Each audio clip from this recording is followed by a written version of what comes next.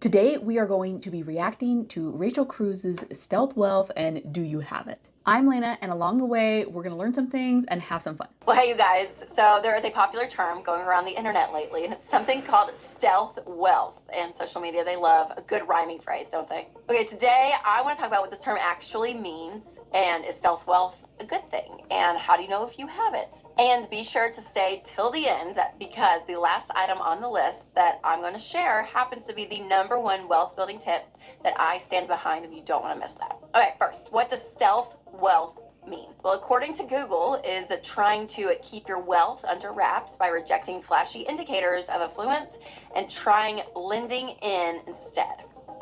So it kind of sounds like quiet luxury. We heard that term for a while.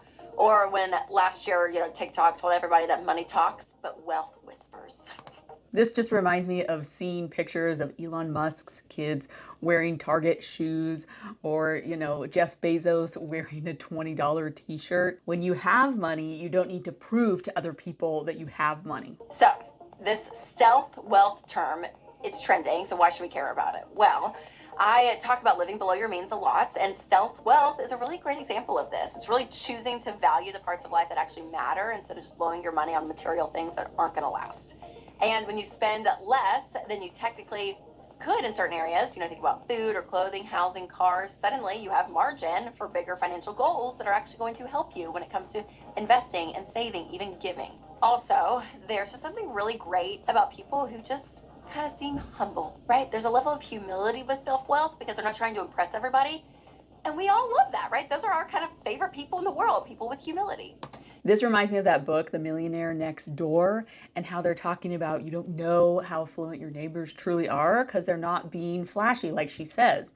And I do think one of the coolest parts about that is that stealth generosity that she was kind of talking about. It's really fun for people to have no idea how much money you have.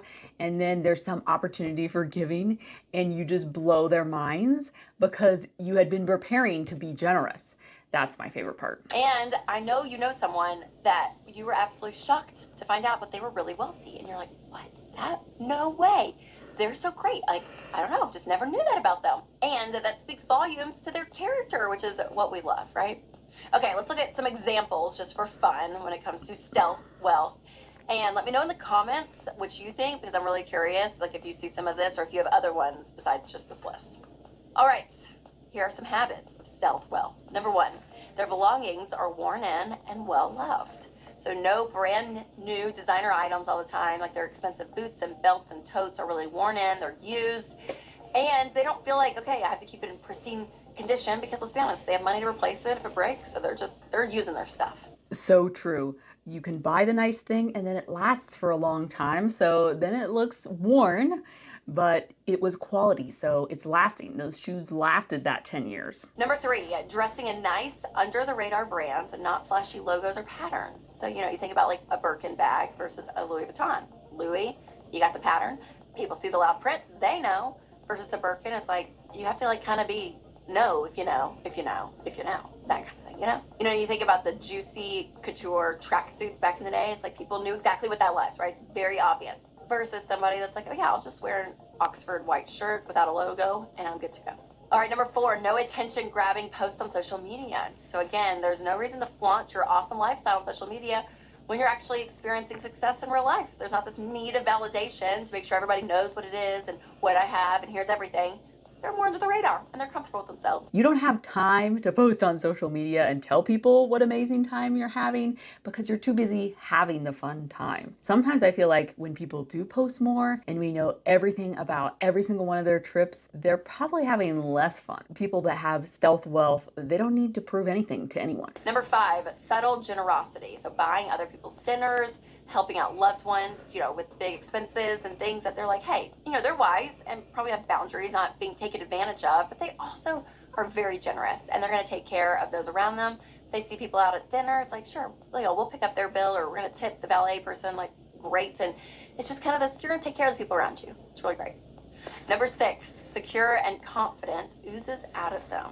So they like have something about them where they're very secure. We've talked about this already, but again, there's something about them. There's an insecurity that is created with some people with money, and their need for you to know, which again can be all the flashy logos or posting on social media, every little thing they're doing, to be validated. But again, this confidence oozes with stealth wealth. They're good, they're stealth. Number 7, prioritize health. So prioritizing yourself, meaning taking better care of yourself. And financially successful people, they do that. They use their money to better themselves. So we see that a lot. Staying healthy takes money. And when you have that stealth wealth, you can prioritize that. This is especially true for people with autoimmune diseases like me. Our food budget is not pretty, but we can afford it. And I'm so thankful for that, because people with stealth wealth know that nothing else matters if you can't enjoy it and you aren't feeling good enough to hang out with your kids or take that vacation. Number 8, own real art or collected furniture. So instead of printed art from Target and a plastic poster frame, wealthy people will have collectible pieces, whether it's art or rugs or furniture or antiques. Professional photography that's custom matted and framed. You have a fairly heirloom that's a piece of furniture. Like, they keep that kind of stuff and they value those kind of things. All right, number 9, a small circle of trusted friends. So they're smart about who they surround themselves with, and they're very loyal people. So good company is a hidden secret to success, and have control over the influences that you surround yourself with. And people that, again, are very wealthy, and it's more that stealth wealth, they have good friends. They have people around them that know them, but they're not worried about, what everyone's thinking and being in the in crowd. They have their people. This is kind of hard to see from the outside who other people are hanging out with and who their real friends are. But I think this is really true, because they say you're the combination of the 5 people that you hang out with the most. So who you hang out with is important. 10, they read a lot. Oh my gosh, this is so Rachel. I love this. So successful people, financially or otherwise, typically are very informed. They're cultured, they're well-read. A lot of entrepreneurs, for instance, are very curious people. So we do find that successful people tend to read a lot, which I love. Now, what I choose to read is about murder and all those things. It's my books. But usually nonfiction, we got to dive into every now and then, So whether it's about money or spirituality or business or leadership, like, getting some of those books are important as well. Number 11, they travel light and keep it simple. So just think of Steve Jobs, right? You kind of have these outfits that are pretty predictable, minimal living in a sense, that you're like, yeah, I don't need a bunch of stuff to make me happy. They kind of cut out the excess of things, and they're very comfortable with what they have, kind of on a minimal scale, which we love. I'm wondering if this is more about being decisive about what you want and how much of anything that you need. So that often results in you traveling simpler. They say that if you take a long time to make simple decisions, then it's really hard to get anything done, because you've already spent all that time trying to figure out what coffee to get and thinking about that. You aren't thinking about those bigger level decisions about investing and such. Number 12, they have regular cars or nice cars in a neutral color. Isn't that interesting? So this checks out, actually. Ramsey came to the same conclusion years ago when we did our national study of millionaires, and most net worth millionaires drive regular cars that they've owned for years. They prioritize putting their money in long-term proven investments rather than depreciating assets like a car. So usually, not always, but possibly the flashier, crazier the car, that's not stealth wealth, and you do question. The guy that's driving the 10-year-old Mercedes, he's just going along. It's great. He doesn't need the new flashy car. All right, now I want to share, though, the one habit of self-wealth that I really believe in. And I love that this is on the list. Number 13, wealthy people always follow an intentional spending plan, which is a budget, you guys. See, a budget is for everyone. Whether you're winning with money, losing with money, have a lot of debt, don't, wealthy, not. It's for everyone, and it's the easiest way to get control of your money. She brought up the hated B word, budgeting, but this is true, but it can also look like a lot of different things for different people.